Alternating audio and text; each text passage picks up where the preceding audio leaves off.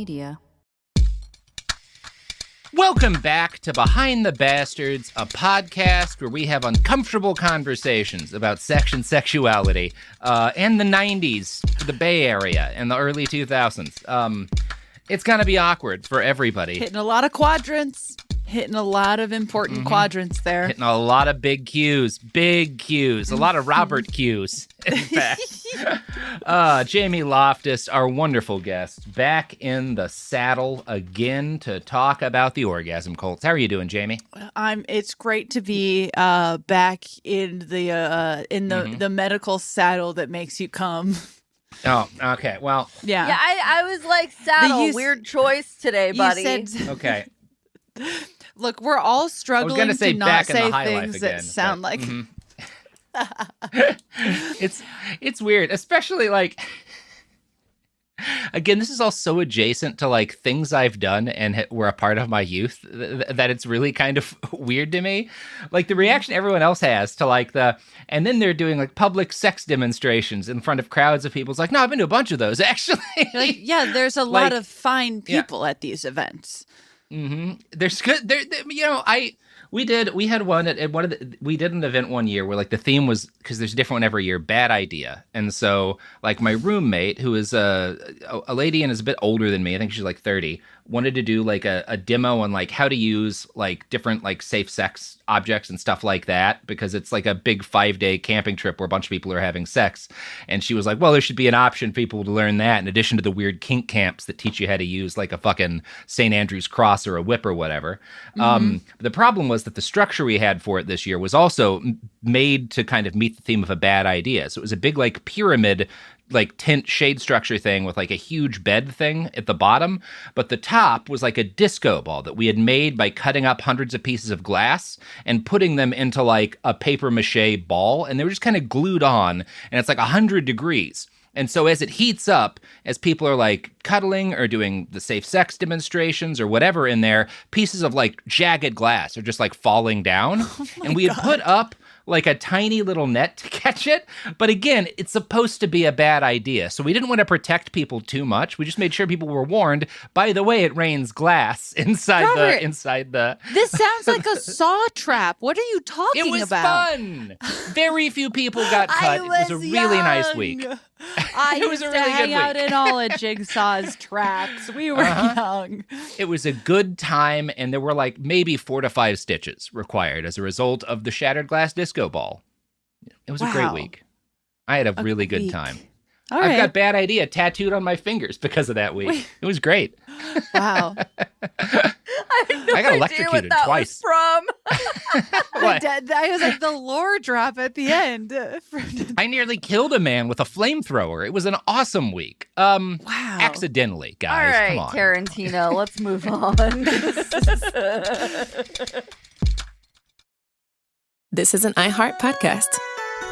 Guaranteed Human.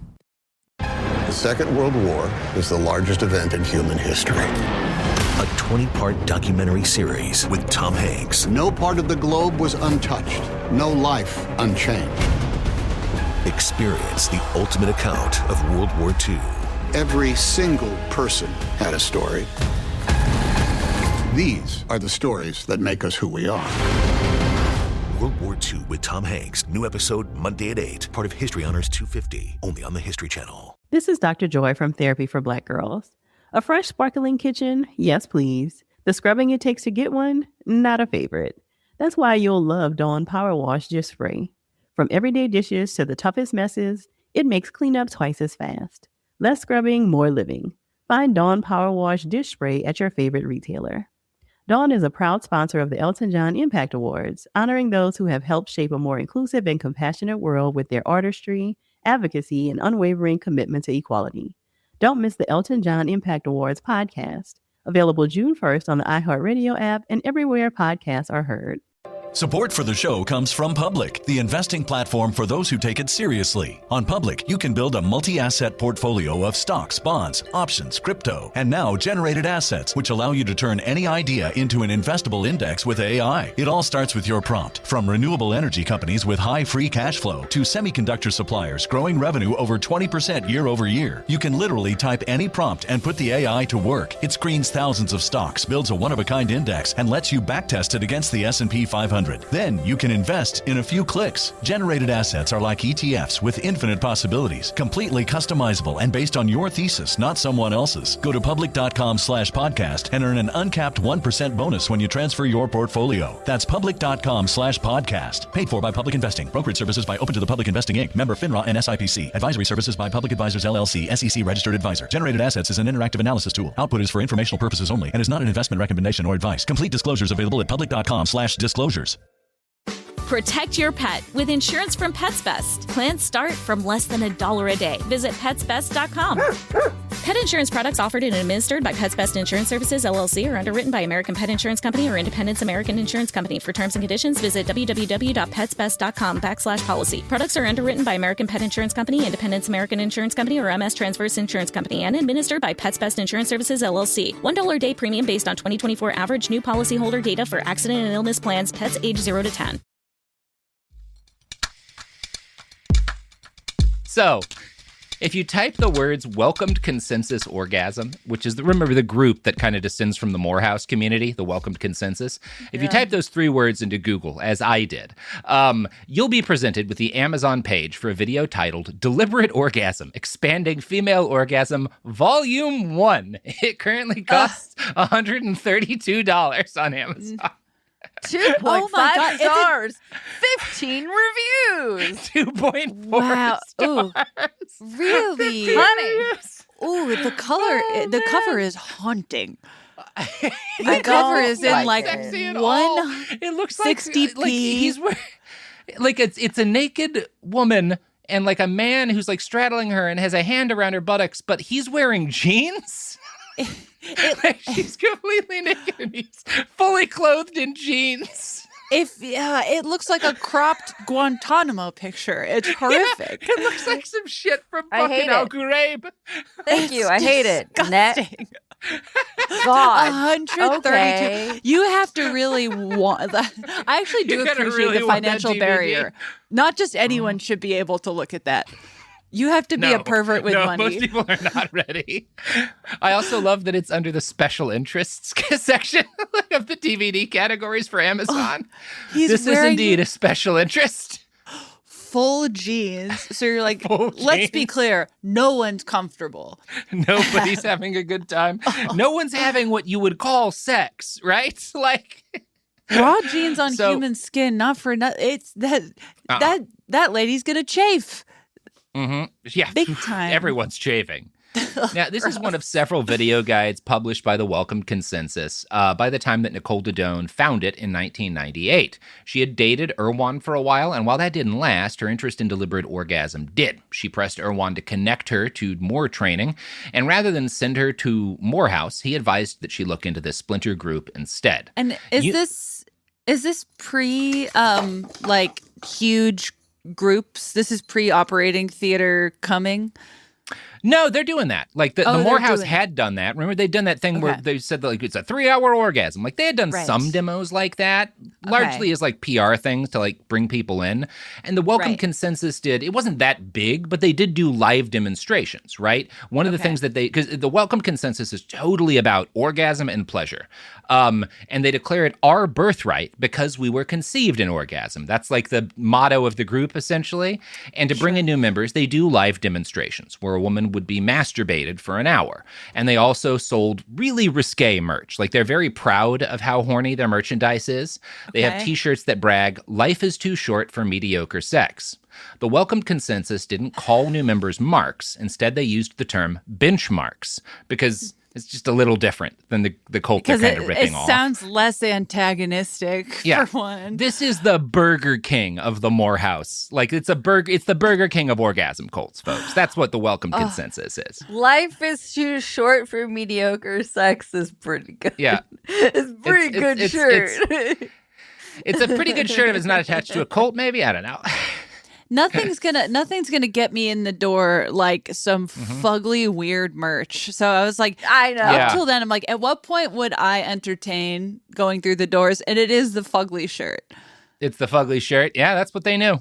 Yeah. So the welcome consensus, again, they call new members benchmarks, but it only costs $11 to visit. They've got a compound, obviously, that's elsewhere in California, but they've got a clubhouse in San Francisco, and they do like weekly game nights there. And these are games that have been invented by the group that are. And there's like card games that are like, do you and your spouse want to communicate better? This card game will have you talking better and, however long it takes to play or whatever like that, right? Like that kind of thing. Those are the sort of games that they're playing. These are like games they've created to aid in communication and intimacy, and that are also usually, we did our episodes on Synanon, right? Like, because that comes out of the self-help movement that all this stuff is related to. A big thing in Synanon is these sessions where people sit around in the circle and like insult each other. And they're definitely influenced by that. They've got some games that are like, we'll all sit around and we'll tell someone honestly something about like themselves. But it's usually supposed to be positive, but often there's like a negative side too. Yeah. That's how I used to work at now closed comedy theater, and we would teach stand-up, sketch, and improv. What are the most evil things you can do?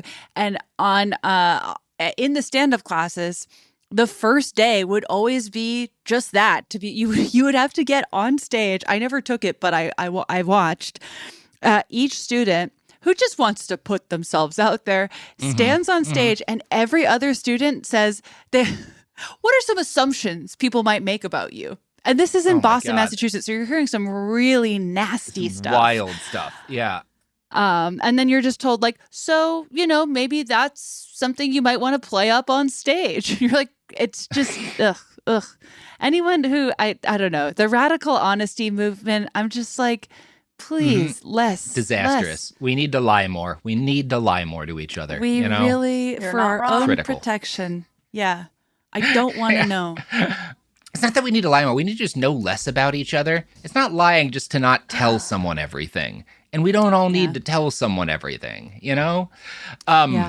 So most of these games are, again, just kind of, like dark secrets, like tell me the darkest thing that turns you on or stuff like that. Like that's a lot of like the kind of games that they're playing. And doing so in public is really frightening, but also kind of thrilling and cathartic. And it creates this sort of stressful bonding experience that other self-help groups this is, all of them are doing something like this in this period of time. And even kind of still into the modern day, everything's just kind of Synanon when you get right down to it.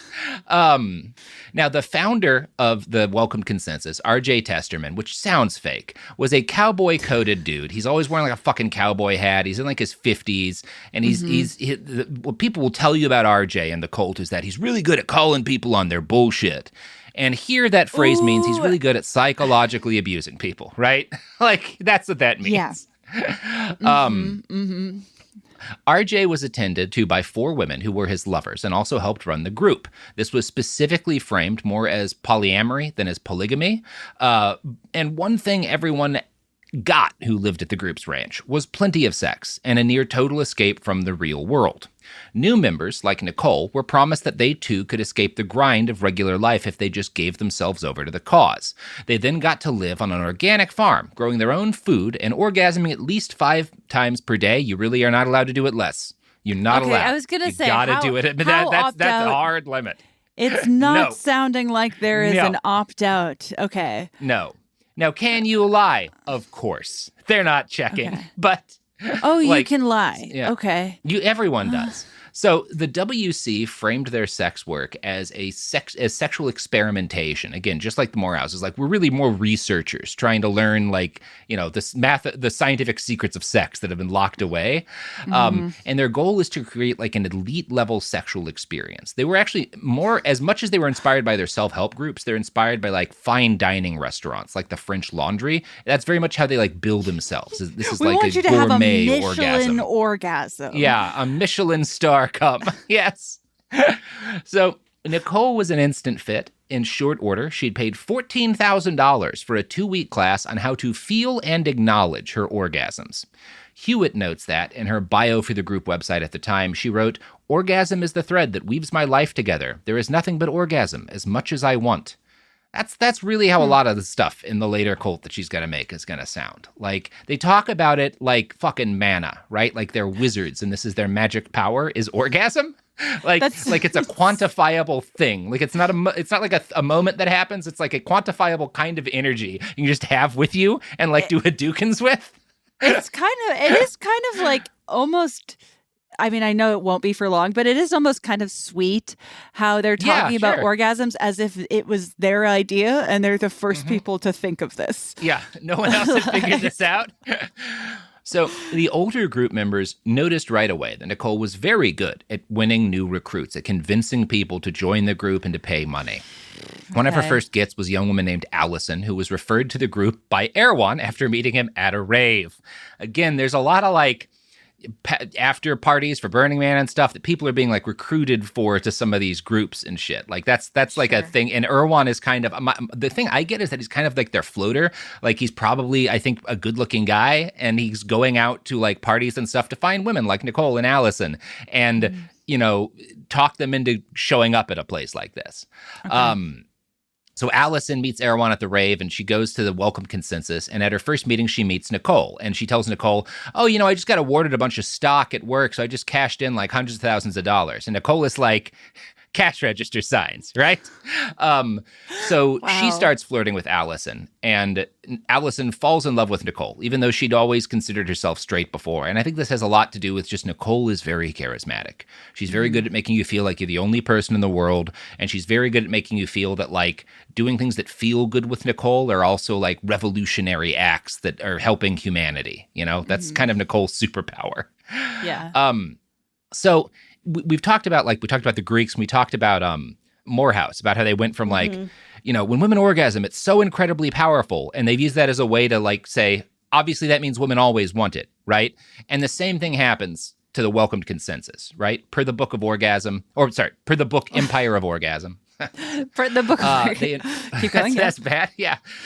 They invoked biological generalizations about the way female mammals and estrus send nonverbal signals to attract mates. In humans, they argued, this manifested through emotions. Women can therefore emit emotional calls and induce men to respond. When men are feeling turned on or at peace or enraged, that's because they're responding to a call that a woman is putting out, right?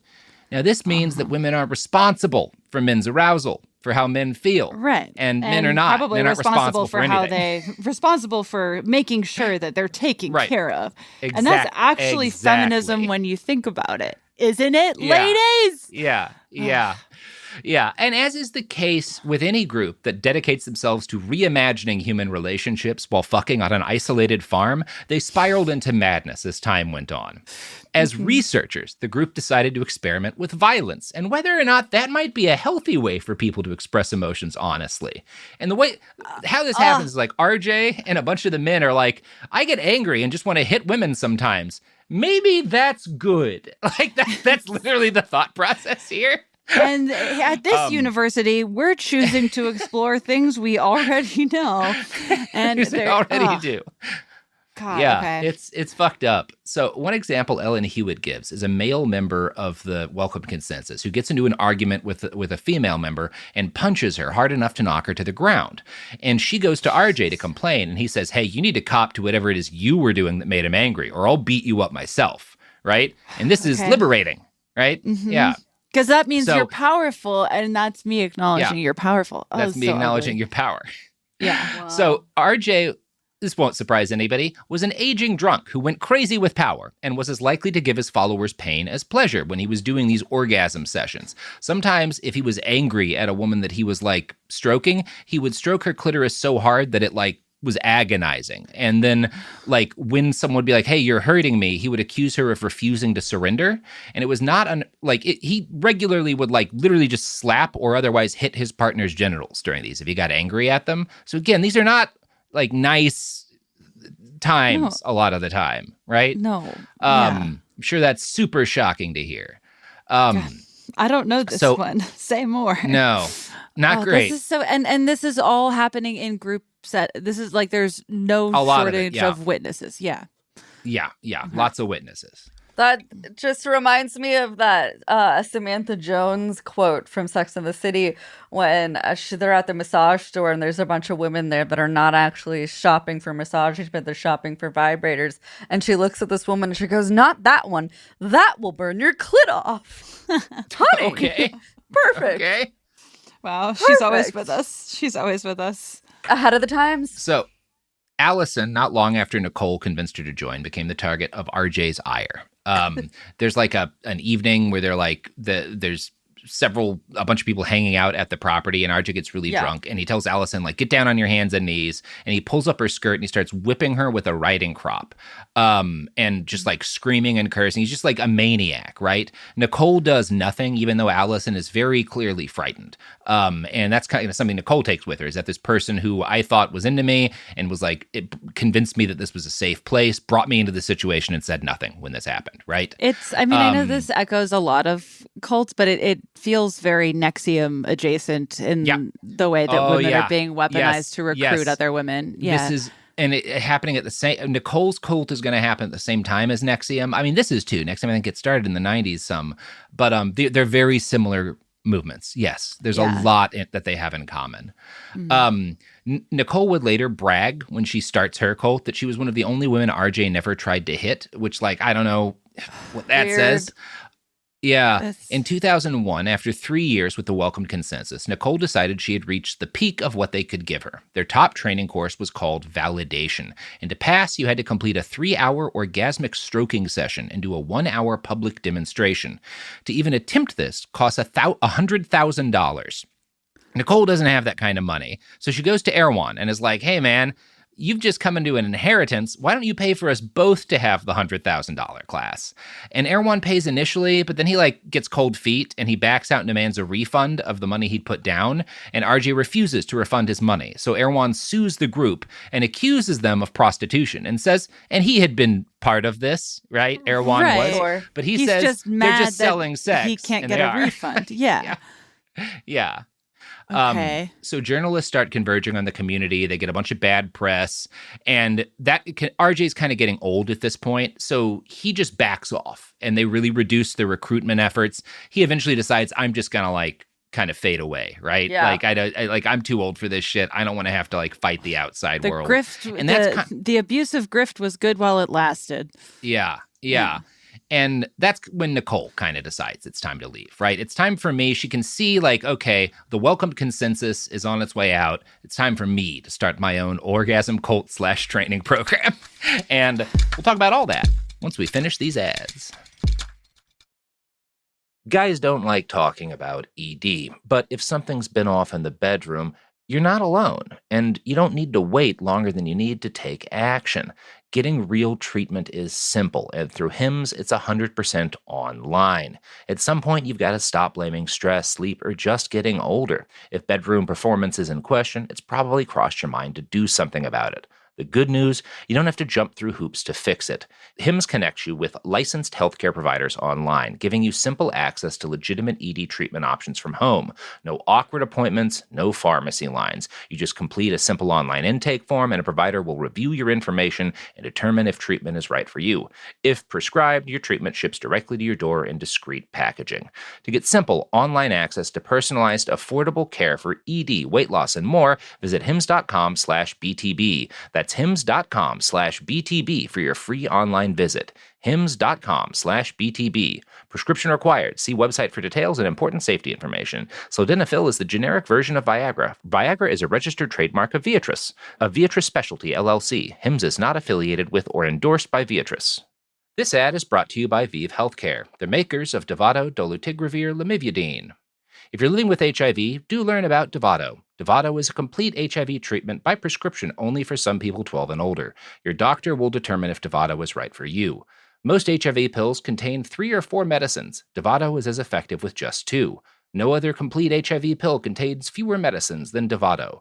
It is unknown if Dovato is safe and effective if you have HIV and hepatitis B. If you have Hep B, don't stop Dovato without talking to your doctor, as it may get worse or harder to treat. Don't take Dovato if you're allergic to its ingredients or taking dofetilide due to serious or life-threatening side effects. If you have a rash or allergic reaction symptoms, stop Dovato and get medical help right away. Other serious or life-threatening side effects include severe liver problems and lactic acid buildup. If you're female or obese, you may be more at risk. Tell your doctor about your medicines or supplements, medical conditions, liver or kidney problems, pregnancy, breastfeeding, or planned pregnancy. Do ask your doctor about fewer medicines. Visit Dovato.com or call 1-877-844-8872. The Second World War is the largest event in human history. A 20-part documentary series with Tom Hanks. No part of the globe was untouched. No life unchanged.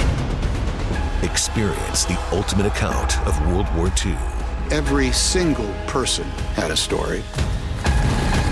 These are the stories that make us who we are. World War II with Tom Hanks. New episode Monday at 8. Part of History Honors 250. Only on the History Channel. This is Dr. Joy from Therapy for Black Girls. If you could enjoy a spotless space without so much scrubbing, wouldn't you? Of course you would. Well, I've got you. Dawn Power Wash Dish Spray cuts through the mess and gets everything clean in half the time. We're talking about both the toughest messes and everyday dishes. Plus, its work goes beyond the sink, like to clean counters, stoves, grills, and to remove stains on laundry. And it's really good at getting those hard-to-clean dishes. So basically, Dawn Power Wash cleans everything from dishes to grills, removing all the grease and grime, and does it twice as fast. Not bad. You can find Dawn Power Wash Dish Spray at your favorite retailer. Dawn is a proud sponsor of the Elton John Impact Awards, honoring those who have helped shape a more inclusive and compassionate world with their artistry, advocacy, and unwavering commitment to equality. And we'd like to take this opportunity to congratulate all of this year's deserving honorees. You won't want to miss the Elton John Impact Awards podcast, available on June 1st on the iHeartRadio app and everywhere podcasts are heard.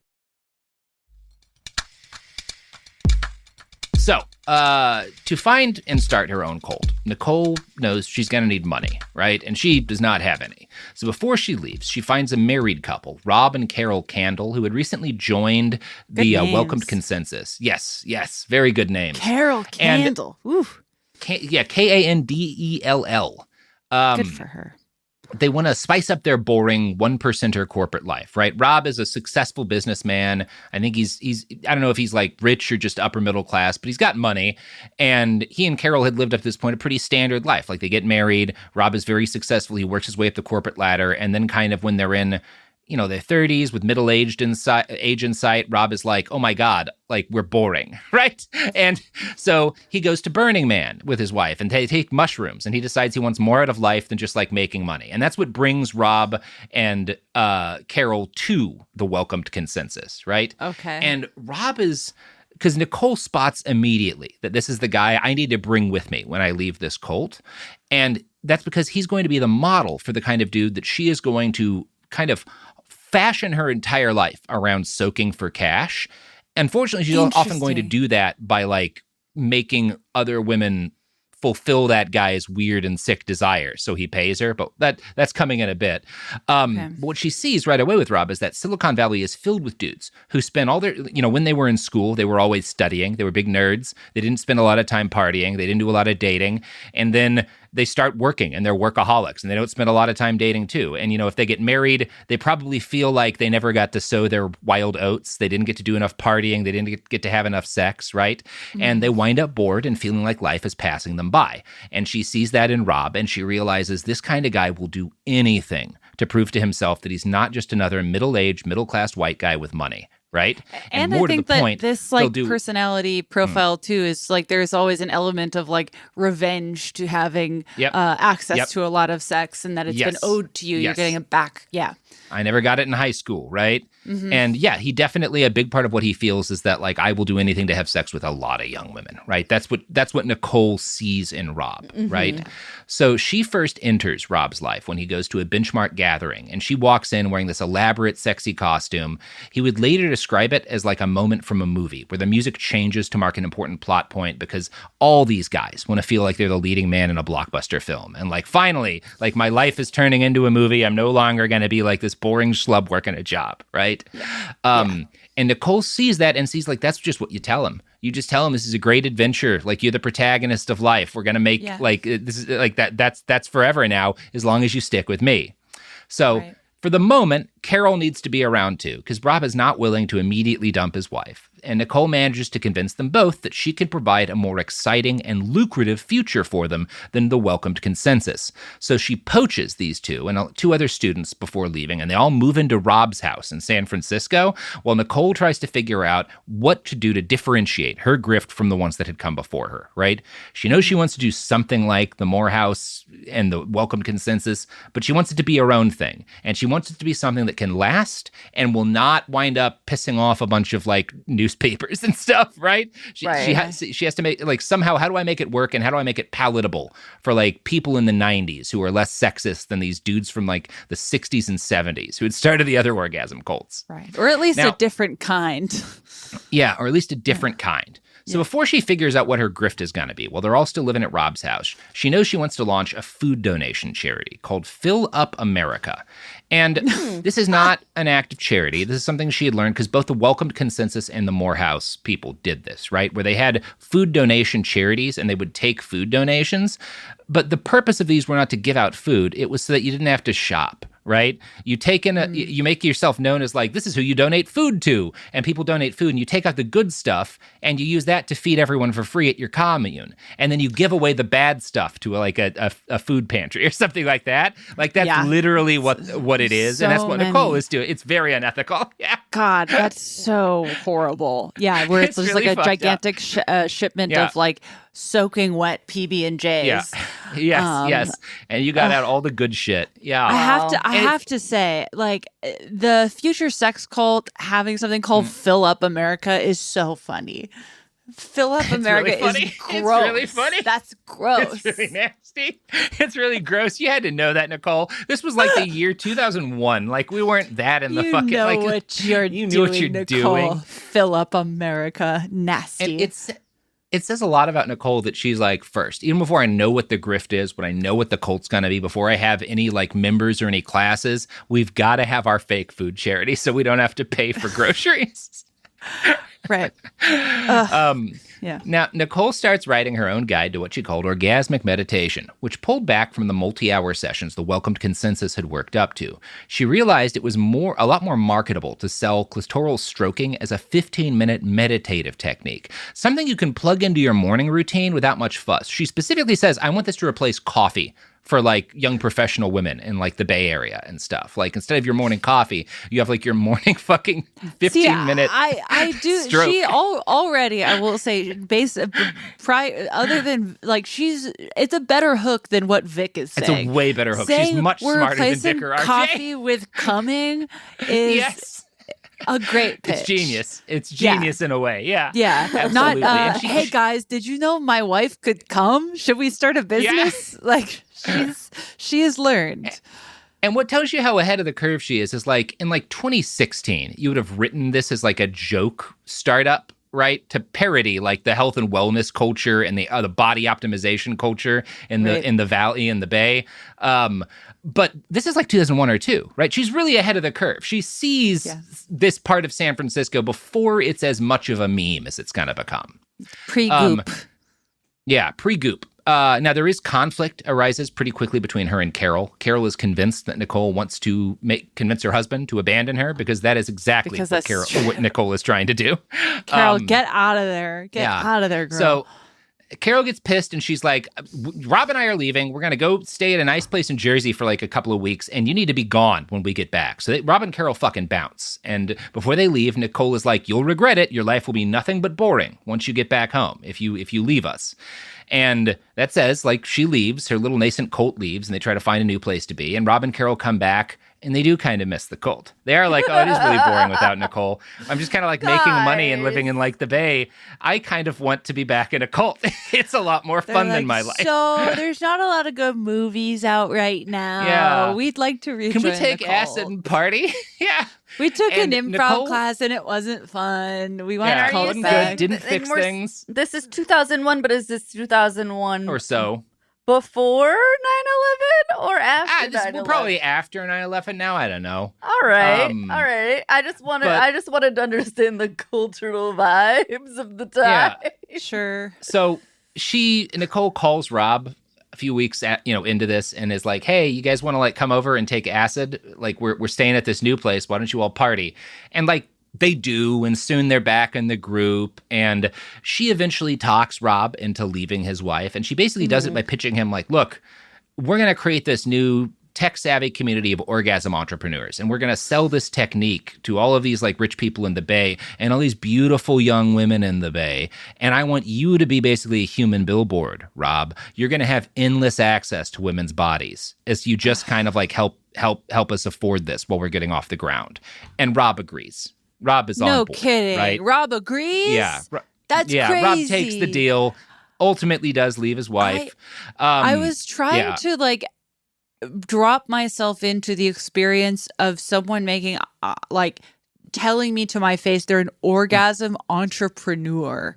Yeah, I don't know that she uses that word, but that is what they're doing, right? They're starting an orgasm business. And like, I do you call believe it? that guys like this would feel so comfortable just letting that. I'm a bit of an orgasm entrepreneur, you could say. Yeah, and then my clitoris would just fall off right there. So around the same time that all this is happening, Nicole has started gathering a coterie of older men to her, right? That she's going to use for money and then for like some of their knowledge and advice. And in all of these cases, she's kind of like, you get some of it, times it's spelled out, sometimes it's not, but she's kind of offering up her body in some cases to these men that she needs something from in order to get pieces that she needs to complete this cult. And that's going to be relevant because of like what she's going to do later, right? But that is an aspect of this that's not always directly discussed, but sometimes it's even just like these old guys just want to like spend time and feel like they're influential to this young hot woman. Sometimes they are getting something physical out from it. The first of these older men, it's a different version of the Elizabeth Holmes playbook. Right. Yeah. Exactly. Yeah, my hot young ward. Yeah. Yep. And the first of these men was the former Morehouse founder, Vic Barranco, who by this point was old and dying and was living in Hawaii. He had just a handful. He'd basically, again, Morehouse still exists, but he'd kind of given up control and had just retreated to this like nice place in Hawaii with a few of his closest followers, right? Because he knows he's not going to last much longer and he just wants to enjoy life. Kind of less house. And she thinks that she convinces him over a couple of days and who knows what goes on to make her his heir so she can take over after him and like move Morehouse into a new age.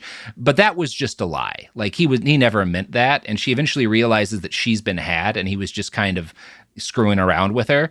And so she leaves with her followers from the Morehouse compound and they rent another place in Hawaii for a while.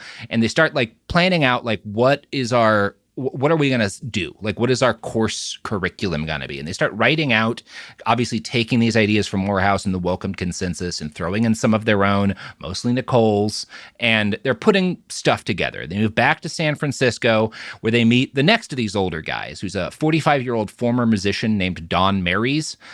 His longtime girlfriend had recently died from some sort of cancer, and Don is just deeply depressed.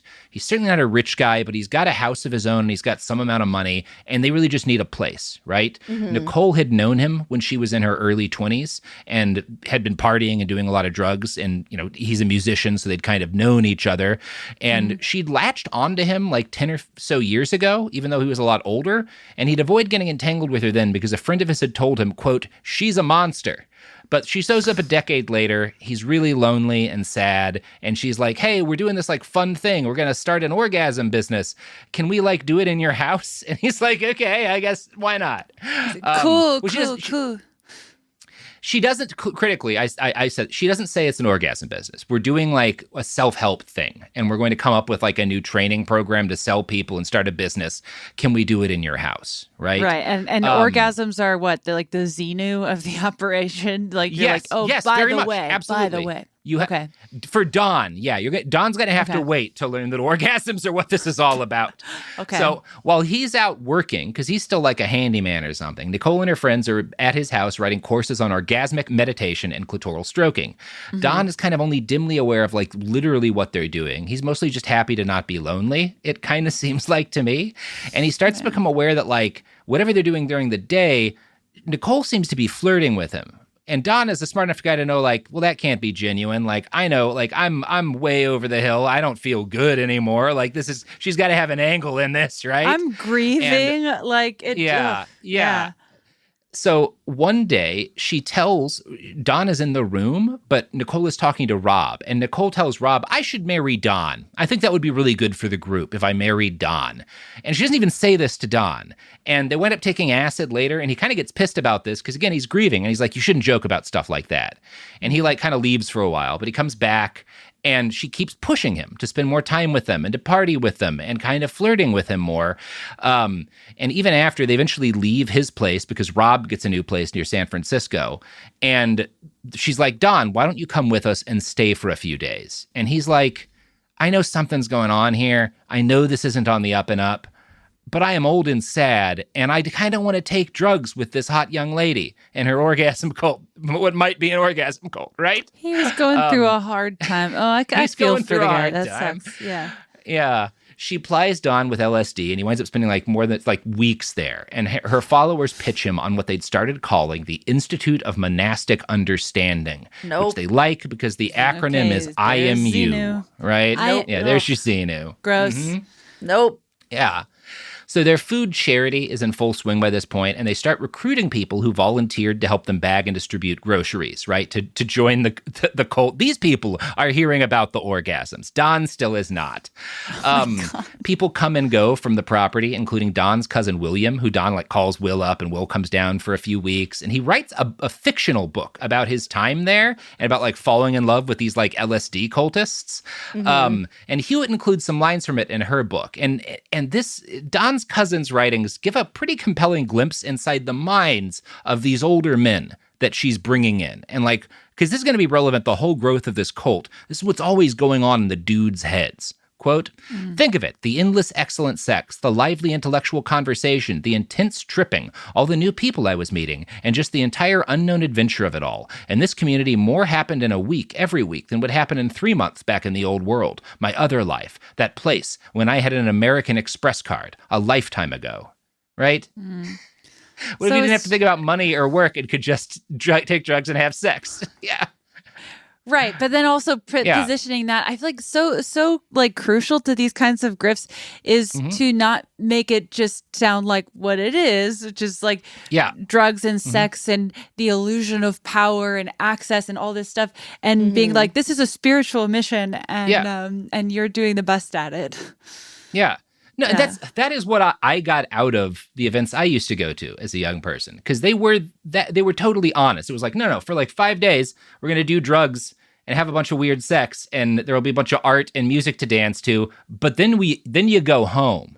Then you go back to your life. Then it's done. Then you go home. 5 days. Then you go home.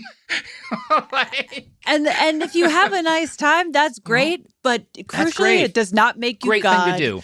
But you're not God, and you haven't figured out the universe. You've just learned that doing drugs and fucking for 5 days with your friends can be a pretty good time.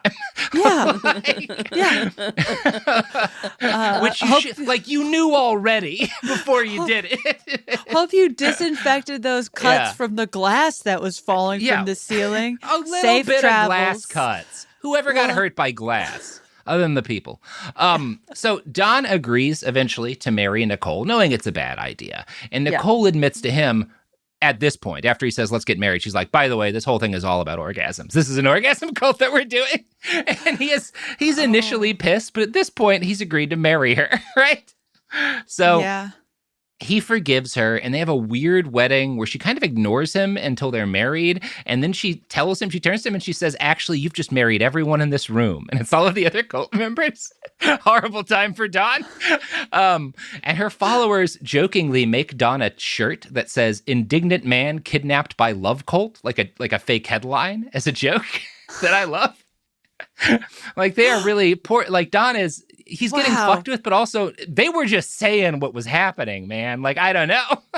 It's like, at some point, well, I don't even know. This guy can't catch a break, and they're bullying him. And I think his attitude is kind of like, I bought the ticket, I took the ride, you know? Like, he's not the ultimate victim. His story's just very funny to me. Yeah, it's just like, at some point it just gets weird, where he's like, well, it's just like someone acting like they're wearing handcuffs when it's like, no, man, you own the house. This is your house. Bro. Yeah. You are not trapped here. He's like, well, there's nothing I could do. Sir. So the group, still going by IMU, starts offering courses for money. And so for the first time, people start paying them and attending. But they're not a lot of people. This is not a big group yet. And they're not teaching orgasm at first in these classes. They're not doing the stroking or anything of that. Instead, they're teaching Nicole's philosophy, which is a bunch of warmed over bullshit from like the middle of the last century. And basically Nicole's attitude is like, life has no inherent meaning other than the one that you give it, which sounds like it could be fine, right? People take that in healthy ways. This is often the case with Nicole stuff. There's a way you can interpret that healthily. But what Nicole means by that is that if you have a bad experience, that's because you're choosing to frame the thing that happened to you as a bad thing, and you don't have to do that. And the point that she will tell in these classes to illustrate what she's saying is that, you know, when I was a child, I used to think that my father had molested me. But now that I'm a mature adult and I've done a lot of work and gone through all of the coursework and stuff on this, I know now I seduced my father. I was the one with power. So she's just teaching Darvo. Like, that's... Yeah. That's the class. That's... Okay. That's very upsetting. It's pretty bleak, yeah. That's really... I mean, especially because... It's upsetting, yeah. Because you're like... I mean, it's like the moment... You gotta feel for her that it's like... If she does believe it, that's really tragic. And... That's really fucked up. Yeah. That said, I think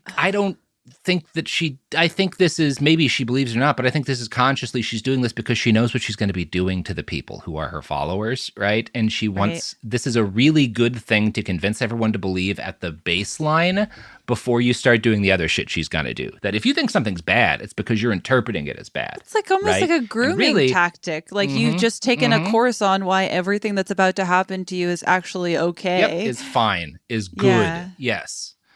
Wow. Yeah, and obviously that really like sends a message to her followers early on. In 2003, after Carol leaves and Dawn marries Nicole, Nicole brings a new guy into the fold, a new old guy. This is Ray Vetterlane. Ray Vetterlane had been a protege of Vic at the Morehouse thing, and he was like the almost famous version of a cult leader.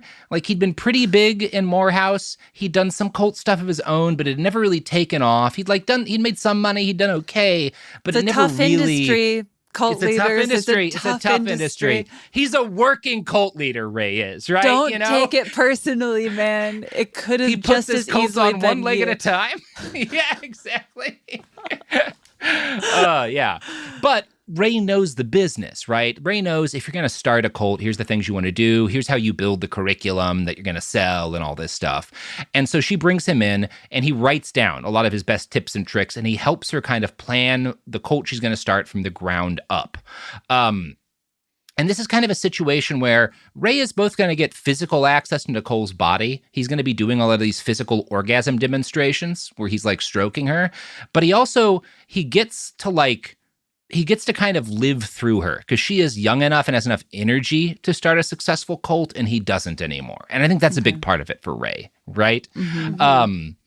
So he writes out a document for her. laying out how this orgasm cult ought to function. Per the book Empire of Orgasm, quote, some of the lessons were nuts and bolts practical. Teachers should be in couples, ideally in their early 30s, young enough that 20-year-old students won't see them as mom and dad making out. Host a day-long intro course twice a month, he said, and use a short demo of a woman in orgasm at the end of the class as a safe showstopper, a format that OneTaste, that's her later cult, would employ for more than a decade. The minute one woman sees another woman getting off like that, they want to be there too, Ray wrote. Right? So they spell this out all very directly. And his pitch to her as to like why this is going to work is that Morehouse had failed because it was too patriarchal. It was too trapped in the 70s and 80s, right? People today didn't want to hear like a fucking dude with a mustache talk about how much he's getting laid. They want the illusion, at least, of feminism and gender equality. And they want to be told that what they're doing isn't just because they're horny. It's because it's going to optimize their health. It's going to make them more powerful. It's going to make you smarter. It's going to make you faster. It's going to make you better able to compete in the cutthroat tech industry, right?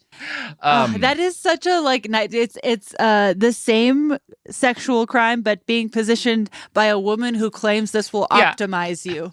Like, this will optimize you? Like drinking the right juice?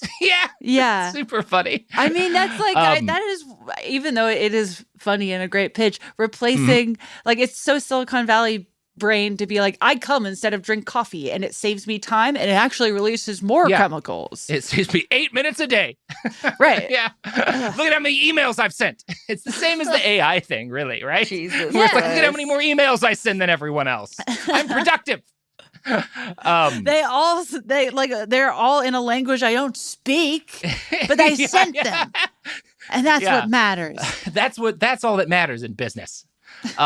Ray has in this document, he has a line that is one of my favorite things from this. Since we are not yet selling the God hustle, what do? What we have to sell is an organically healthy lifestyle with sensuality and intimacy. Ray's really good at this. Like, Ray's honestly a great mind in the con business. Wow. You know who else is a great mind when it comes to conning people? You? Yeah, and the sponsors of this podcast. This ad is brought to you by Vive Healthcare, the makers of Dovato, dolutegravir, lamivudine. If you're living with HIV, do learn about Dovato. Dovato is a complete HIV treatment by prescription only for some people 12 and older. Your doctor will determine if Dovato is right for you. Most HIV pills contain 3 or 4 medicines. Dovato is as effective with just 2. No other complete HIV pill contains fewer medicines than Dovato. It is unknown if Dovato is safe and effective if you have HIV and hepatitis B. If you have Hep B, don't stop Dovato without talking to your doctor, as it may get worse or harder to treat. Don't take Dovato if you're allergic to its ingredients or taking dofetilide due to serious or life-threatening side effects. If you have a rash or allergic reaction symptoms, stop Dovato and get medical help right away. Other serious or life-threatening side effects include severe liver problems and lactic acid buildup. If you're female or obese, you may be more at risk. Tell your doctor about your medicines or supplements, medical conditions, liver or kidney problems, pregnancy, breastfeeding, or planned pregnancy. Do ask your doctor about fewer medicines. Visit Dovato.com or call 1-877-844-8872. The Second World War is the largest event in human history. A 20-part documentary series with Tom Hanks. No part of the globe was untouched. No life unchanged. Experience the ultimate account of World War II. Every single person had a story. These are the stories that make us who we are. World War II with Tom Hanks. New episode Monday at 8. Part of History Honors 250. Only on the History Channel. This is Dr. Joy from Therapy for Black Girls. If you could enjoy a spotless space without so much scrubbing, wouldn't you? Of course you would. Well, I've got you. Dawn Power Wash Dish Spray cuts through the mess and gets everything clean in half the time. We're talking about both the toughest messes and everyday dishes. Plus, its work goes beyond the sink, like to clean counters, stoves, grills, and to remove stains on laundry. And it's really good at getting those hard-to-clean dishes. So basically, Dawn Power Wash cleans everything from dishes to grills, removing all the grease and grime, and does it twice as fast. Not bad. You can find Dawn Power Wash Dish Spray at your favorite retailer. Dawn is a proud sponsor of the Elton John Impact Awards, honoring those who have helped shape a more inclusive and compassionate world with their artistry, advocacy, and unwavering commitment to equality. And we'd like to take this opportunity to congratulate all of this year's deserving honorees.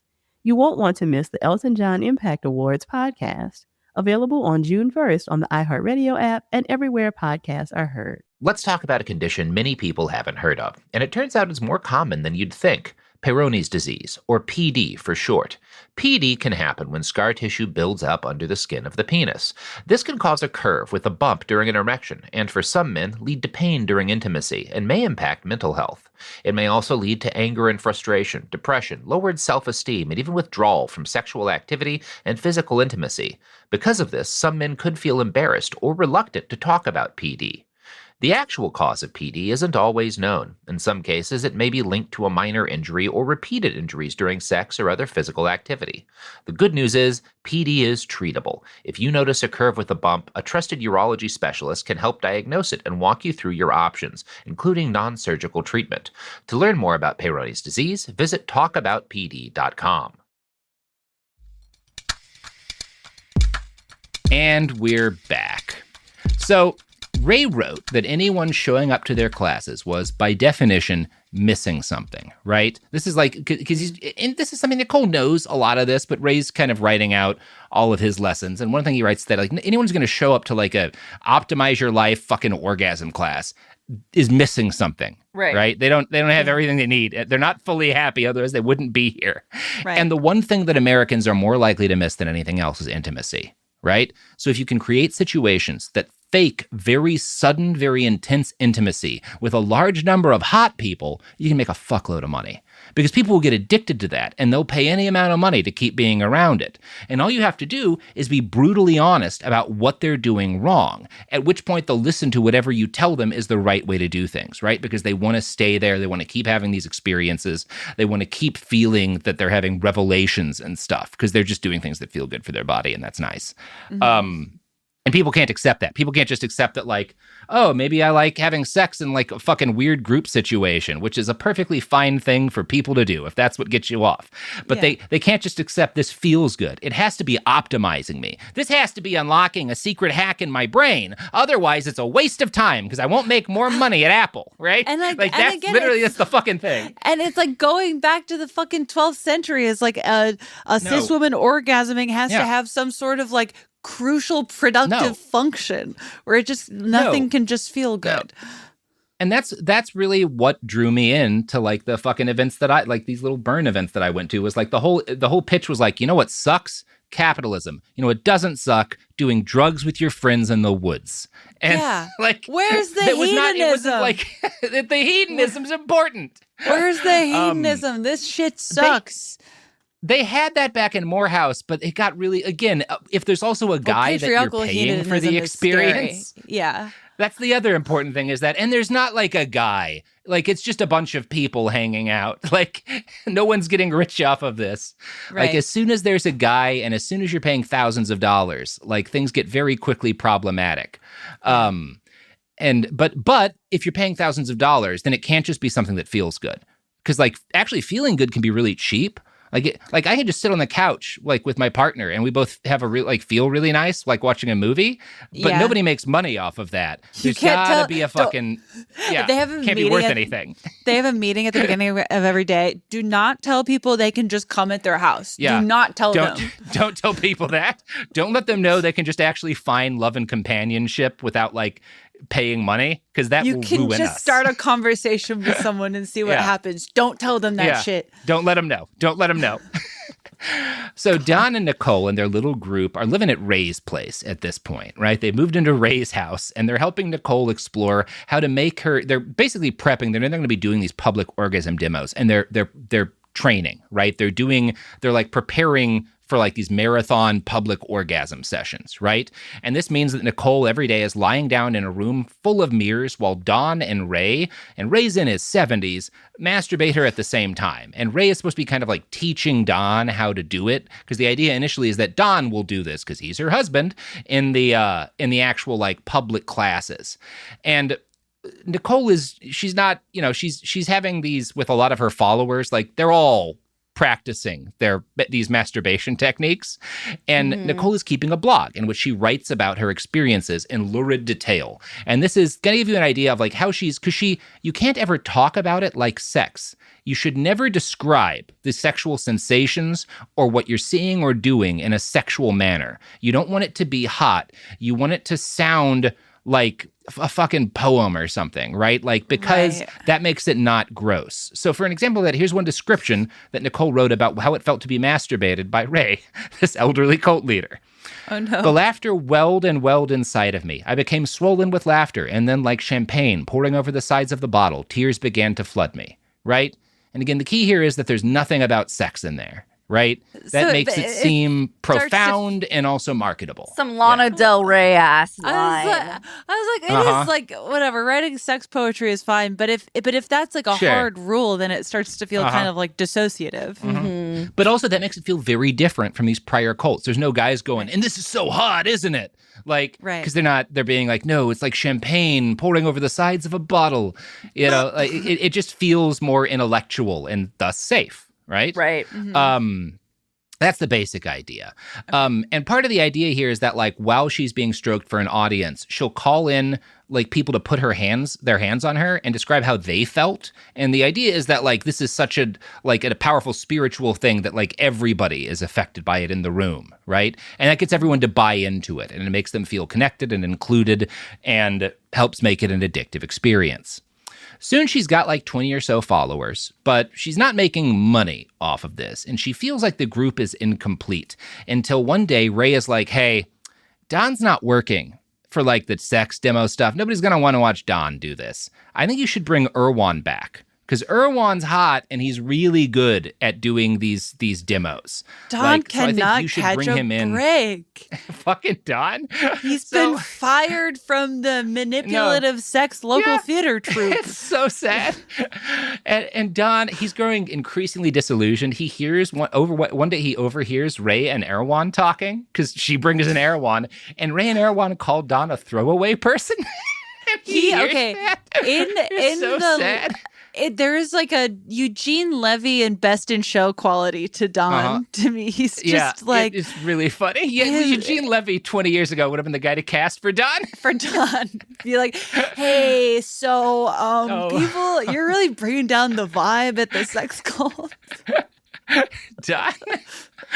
So Don flips out and Don leaves. Nicole divorces him, and by the time she and Erwan do their first public demo in front of an audience of 40, he is all but forgotten. Bye, Don. Bye, Don. Good for you. Bye, Don. Bye, Don.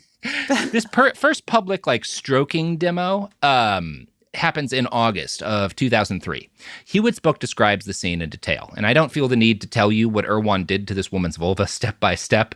I appreciate that Ellen does. Her book is very good. You learn a lot about this group and exactly what they're doing. We don't need to talk about that. You get the idea, right? What's important is what he tells the audience after Nicole has a massive, shuddering, hour-long orgasm in front of a crowd. Quote, it's pure euphoria. You can have as much of that sensation as you like. You can feel it in your body as much as you want. If she can do this, so can you. And then he invites audience members up to touch Nicole. And this works like gangbusters, right? People love this. They tell their friends. Soon more folks are signing up to go watch the orgasm class, right? She's doing like a horny Marina Abramovic thing. It does feel like it's like a performance art thing. It's Yeah. Yeah, and he's definitely like the maitre d'. He's the guy with the microphone. Come first, come all. And that's going to be a problem, right? Because Nicole, she got into this to be the one, right? She's the cult leader. If Erwan is like the star of the show, because he's actually doing the demonstration and talking, and she's just kind of like not mutely, but like she's not speaking. She's supposed to be having an orgasm, right? She's kind of a secondary figure in the demo. Right. That is not going to work for Nicole. One of my favorite details to add here is that this man's name is definitely Erwin, but Robert keeps calling him Erwan, like the grocery store, and I love it. It's Erwan. And I've been enjoying it the entire time, but I think But I think You we're think it's about to Erwin? see. I think we're about to see the last of this man, and I wanted to get it in. We are. We're not. Everyone's not going to be around all that much longer. Because Nicole is basically, as soon as this first demo goes the way it does, Nicole has like a team meeting, like a cult meeting, and she's like, "You guys got to choose him or me." Like she has enough. She's got the instincts where she's like, if I let this get established as the way we do things, he's going to be the cult leader, right? And I don't want that. That's not okay. Right? This is such a Silicon Valley approach to cult leading. It is wild. It's very much. This is like It's the like a PayPal board mafia meeting. shit. Yeah. Yeah. It's the PayPal mafia with weird orgasm fucking teachings. Okay. So the cult, he's nuked. He's gone. He's nuked. Yeah. The cult picks Nicole. Nicole wins. And Erwan leaves the picture. Erwin, whatever you want to call him. Bye, Ray is kicked out. Erwin, whatever. Your prices are high. Great produce. Sorry. And Good soup. Ray gets kicked out right after that, not long after that, because Nicole no longer needs any old men like hanging around the group, Bye, right? She's figured things out. Yeah. The grift is now ready. This is a fully operational battle station. The grift is now ready for the prime time. So in March long, of 2004. farewell, Avita. Sorry, I just like that she's kicking out all these fucking you like weird that Ray's men. gone? All the fuckboys and fuck elderly men are gone? It's nice so far. Yeah.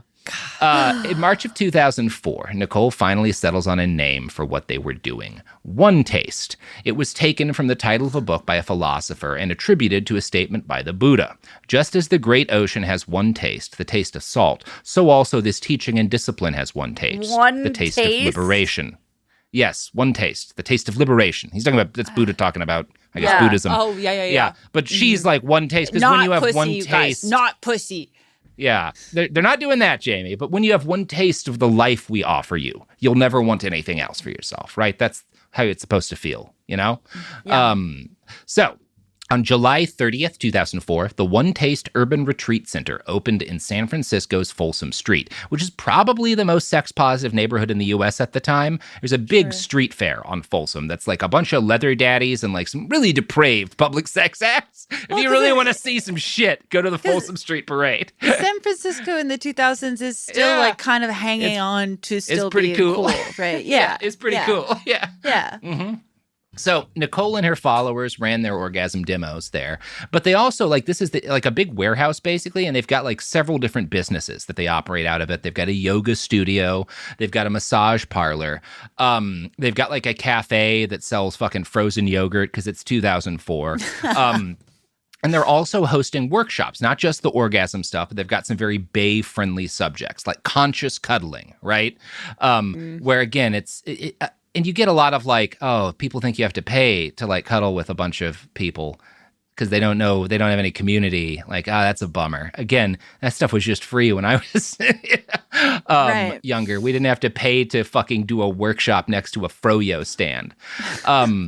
So the orgasm stuff was kooky and out there, but for the most part, they blended into the scenery of San Francisco at that time. OneTaste was a business, and her cult members are also all employees, although they are not receiving regular or sufficient pay for the 14-hour days that they're putting in. Okay, Silicon Valley. Paid an experience. Paid an experience, baby. Since you mentioned froyo, OneTaste does sound like a pinkberry. It's a good idea for a froyo name, yeah. Yeah. It would be funny if they hadn't become a criminal cult, which is where this ends, and it had just pivoted hard into froyo, and I was just explaining the origins of a popular frozen yogurt company. Yeah. They're just like, wait, so we just realized froyo is where the money is, so we're dropping the sex cult. We're dropping the sex. It's like if you were looking up like the marble slab creamer, like, oh, they used to fuck on the slab? Huh. Wow. I didn't guess that.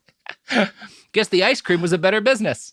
McDonald's used to just be a guy named McDonald in a bedroom, but then he started serving burgers and, one thing led to another.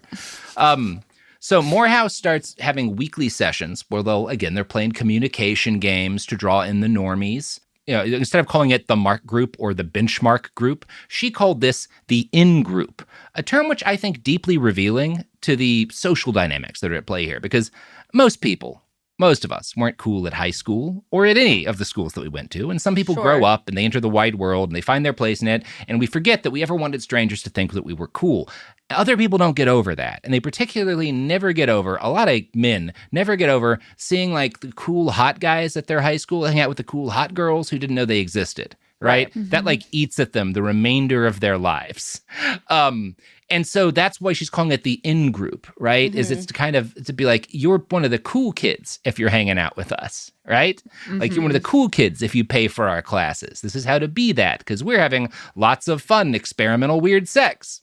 Now, it would be very unfair of me, I should note, just to say that, to talk about, because I've largely been talking about what is drawing like these men, particularly these men with money, into this group, right? Mm-hmm. What is bringing them in? And it'd be really unfair of me to say that and not talk about what the women who are joining the cult are getting out of this. Because most of the cult leaders, I think, are women, or cult members are women, right? And they're women of all ages. They are really heavily recruiting younger women, but there are women who are in like their 40s and 50s who are joining too. And so it's important, like, how is Nicole reaching them? Because I can understand the marketing to middle-aged men thing, right? Yeah. But I don't know, like, what's drawing these, because it seems like a lot of vulnerability, a lot of putting your body on display, a lot of, like, risk. And anyway, I looked into a bunch of, like, their advertising videos, and I found some of those that I think make that a little easier to understand. Sophie's going to play a video for you called Overcoming Depression Through Orgasmic Meditation, and it shows one example of how the cult sold themselves to women. I didn't know another way of being. Like, I was like, oh, everybody has this. Everybody has these thoughts and feelings, but you have to keep them hidden. When I see how people are treated for depression now, it breaks my heart. The very last thing you need is a diagnosis that comes onto you like an additional sentence, because most people who are depressed feel guilty. My whole life, I struggled with depression. I never felt a lot of joy. Like, I didn't have a big range of emotions above sadness. I'd come home from work and lay on the couch. I would drink. I would sleep, take sleeping pills, anything to make the thoughts in my mind stop and to not have to feel what I was feeling. I'd taken antidepressants, many antidepressants, many anti-anxiety medications, and the best they did was just numb the feelings a little bit. The thoughts were still there, the doubt, the fear, the lack of joy or happiness was still there. So it didn't seem like those provided me with the solution I wanted to actually have the full life that I wanted to live. What is aimed to heal them in their depression actually just numbs them and has them feel that much more disconnected from life. So, first off, you see the pitch. Are you depressed and sad? We have an answer. Boy, medication isn't always pleasant, and the diagnosis can feel like an anchor. There's a lot of anti-medical stuff in that video, right? Yes. And she describes that like many people suffer both from the it's not just depression people suffer, sure, but then when you get on the drugs, it disconnects them. And that's the kind of suffering too, right? I guess it's like it's very new agey bullshit and like trying to separate you from potential tools, but also I don't know. Targeting women in their 40s and 50s is interesting to me because I'm wondering if it's connected to possibly, like when women hit midlife, they're treated like they don't exist as sexual beings, and that's like not something that is thought about. So. And especially older women in this period would have grown up in a time that was even more sexually restricted. Right. And people are starting to talk openly. That's kind of part of why, like, people are so affected by this is, like, if you're someone in that situation and you, like, lay down and there's, like, this hot young guy who, like, tells you, like, looks at you and tells you you're beautiful and then starts massaging you like that, I'm not surprised a lot of people get very addicted to that. And they're like, yeah, this did more for my depression than therapy was doing, right? How they would feel like that in the moment, and then they get wrapped up in a cult that causes much, much more damage. But it's just the way that they're targeting people is very particular. That was a freaky ad. It's about to get freakier because Sophie's going to continue playing that, but can you play from 132 to 147 from the same video, Sophie? Thank you. Okay. For depression, many have turned successfully to orgasmic meditation, an attention training practice with defined procedures. In Ohm, a partner strokes a woman's clitoris for 15 minutes with no other goal than to feel what is present in the moment. Yeah. Ah! They did her dirty in that edit. Yeah. Oh my God. Yeah. This is a bummer. Yeah, it is a bummer. Yeah. It's depressing. Now, a big thing that Nicole is doing here, she's recruiting and stocking her events with a lot of attractive young women and some attractive young men. But most of the guys in the group are like closer to or past middle age. And when those other dudes saw that like the guys who were in the cult giving clitoral massages to 22-year-olds who are also like in the cult, or like just playing card games and laughing like close friends with those same girls, their brains go right back to the 11th grade, right? Only now Nicole is there with an offer, which is pay me for classes and you get to be in the in group. Right. And they're, that's kind of part of it is like, yeah, you get to be cool and you get to have these new cool friends who are all like free with each other's bodies with each other. And people are just so fucking lonely. Like this is very appealing to some folks. Right. It's a bummer. It's not, it is really sad. And I know it's like not necessary. It does feel like very American to like monetize the idea of community like this. And just like whatever, hyper target people who are made invisible by the culture they're in and being like, okay, you're seen now, you're valid, you're attractive, you're loved. That'll be $5,000. And then call that community. It's just like, yeah, very dark. And a big thing Nicole is doing, because when she's like recruiting, particularly the younger people who are going to like be like doing most of the work in this, is she's a bit older than them, but she seems like she has her life together. She seems like she has an identity. She's offering an identity. And all you have to do is like a whole bunch of clitoral massages and sometimes open yourself sexually to a bunch of like weird older men who are giving the cult money. And this kind of, not a in this small period, ask, Nicole makes the transition from previously to kind of get the things the cult needed. Nicole had to either sleep with directly or at least like offer pieces of herself up to these like older and wealthier men that she needed something from. Now that the cult is established, increasingly what she's going to do is these younger women and some of the younger men she's bringing in, because she does abuse a lot of younger men this way. Now, hey, the group needs you to have sex with this person because they will spend a lot of money if you do that, right? That's the route this goes on, is from I am going to make that choice for myself to I am going to kind of convince other people to make that choice to make me money. Right? That's the journey Nicole has gone on in this story thus far. Okay. So one of her big teachings that because in addition to the orgasm stuff, there's always way more convoluted philosophical stuff. And she's teaching her followers, life is a game and it should be viewed as a game. And in a game, you have to explore all the nooks and crannies and try everything to solve different kinds of puzzles, right? Or find power-ups or whatever. And so when she would ask a member to ohm or to have sex with somebody that they didn't find attractive, that's a game. Oh, you don't like this like rich older dude who's kind of like weird and lecherous to you? Well, it'll be a game for you to figure out how to have fun. Like that's the game. Exactly. And she'll do this will be very directly when wealthy men or women will like walk into a OneTaste event and Nicole will notice that they're like attracted to or hitting on a specific member of the cult. She'll tell that person, go flirt with them, right? Maybe you don't have to have sex with them right away, but convince them to like take a class, to sign up. They'll get to hang out with you. And she'll give some of her followers free or discounted classes to make sure they're in the same class as like these dudes who were joining, because they never know. Most of the cult is there's a lot of women in it, but most of the people paying for classes are paying to get physical access to the bodies of the younger female cult members. And there's not enough women paying for classes for like that. Like Nicole has to constantly be putting people in. And that's just prostitution, right? Right. Which I is was saying, like, you're this going to is have to go in and they will pay money to touch you, right? Right. Yeah. But it sounds like, what if there was a model for sex work in which only Nicole was making money? Makes money? Like, Yes. That's not how that works, and that no one has technically consented to be doing this sex work. No.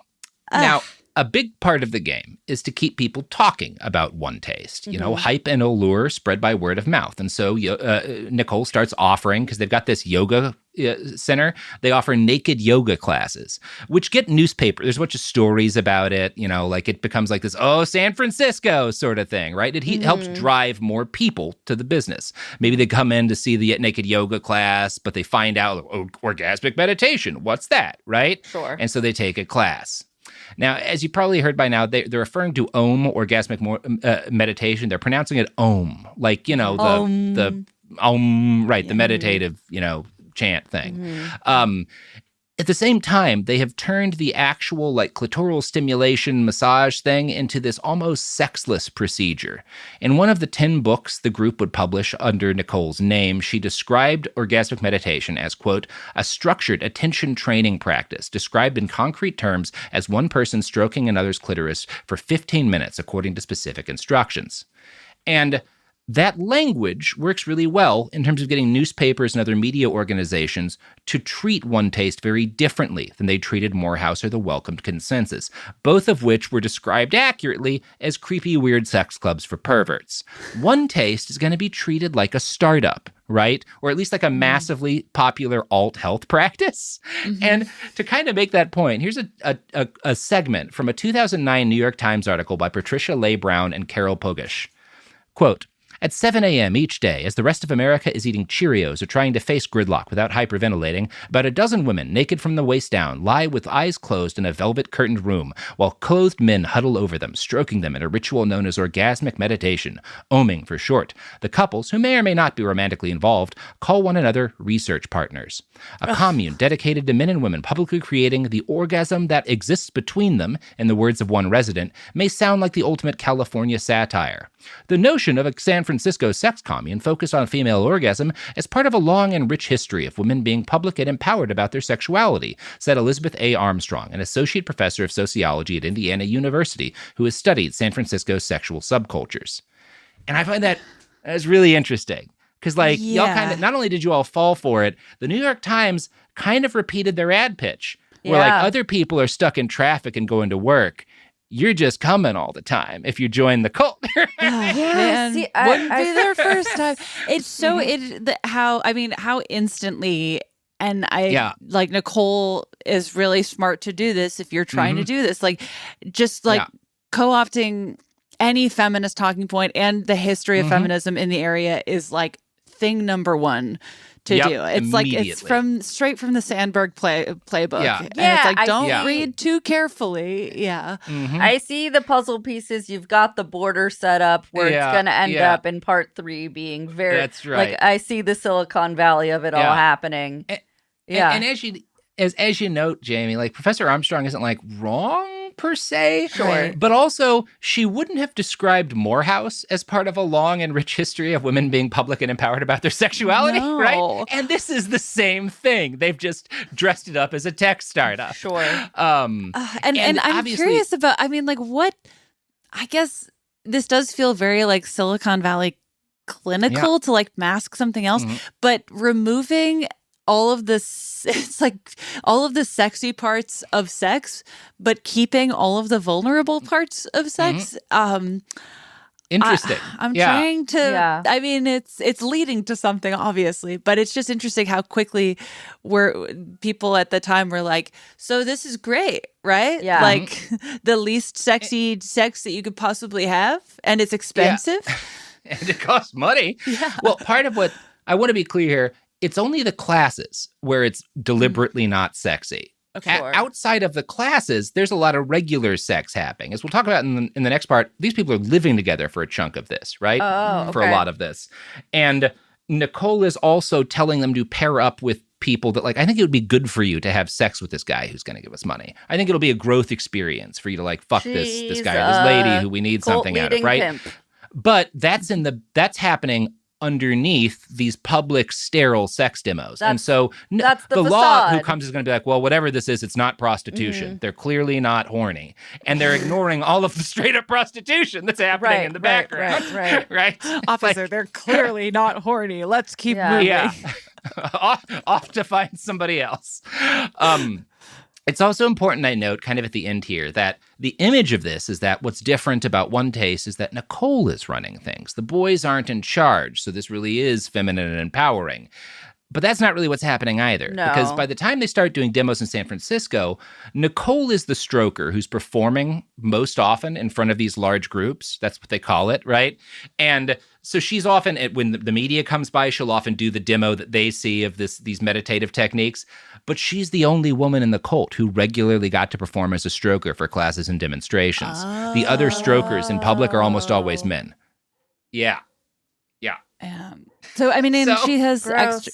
Yeah, because it's like she has every other woman works under her, right? There's no, at this Right. point, she has gotten rid of everyone who could be considered her equal. Yeah, Okay. there's definitely got to be some other women who have power in the cult that start like forming because she has to rely and delegate a lot. But yeah.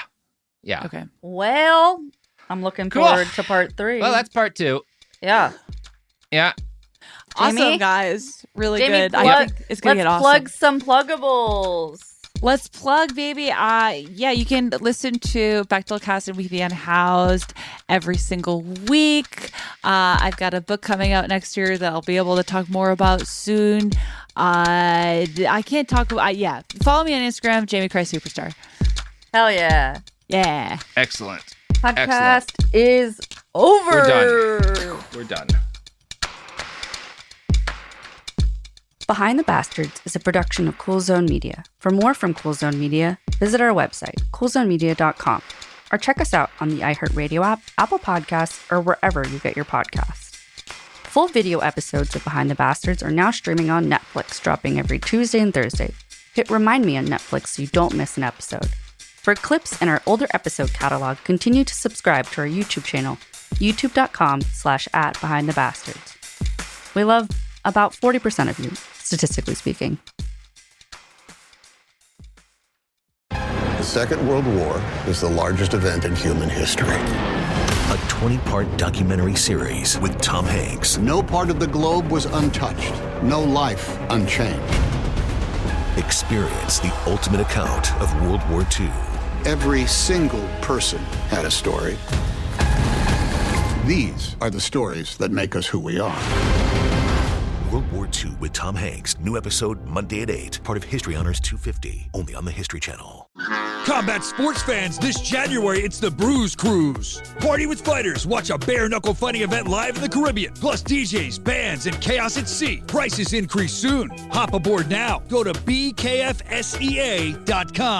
You ever get the feeling the city walls closing in, the concrete jungle suffocating your soul? You crave wide open spaces, the chance to connect with nature, maybe chase some elk, fish a private stream. Well, listen up. There's a whole world out there, and finding your own piece of it just got easier. Head over to land.com. They've got ranches, forest, mountains, you name it. Search by acreage, location, the kind of hunting or fishing you dream of. Land.com. It's where the adventure begins. This is Martha Stewart from the Martha Stewart Podcast. Ever wonder how to make hosting look effortless? Here's a secret. Getting ahead of the mess with new Reynolds Kitchens countertop prep paper. Just lightly wet the counter beforehand so the paper grips and stays in place. Then lay down the Reynolds Kitchens countertop prep paper so drips and spills stay on the paper, not all over your kitchen counter. You can roll out dough, prep a party spread, or cook alongside family. When you're done, cleanup is as simple as lifting the paper and revealing that clean counter underneath. Effortless. You can use it for cooking and baking prep and even crafting, especially when you need extra working space. Because when the mess is already handled, you can focus on what matters: the food, the people, and the moment. It may look effortless, but now you know it's Reynolds Kitchens countertop prep paper. Take a tip from me: wet it, set it, prep it, done. Make it easy. Make it with Reynolds Kitchens countertop prep paper. Available now in the Reynolds Wrap aisle in Walmart, Target, Amazon, and Costco. This is an iHeart podcast. Guaranteed human.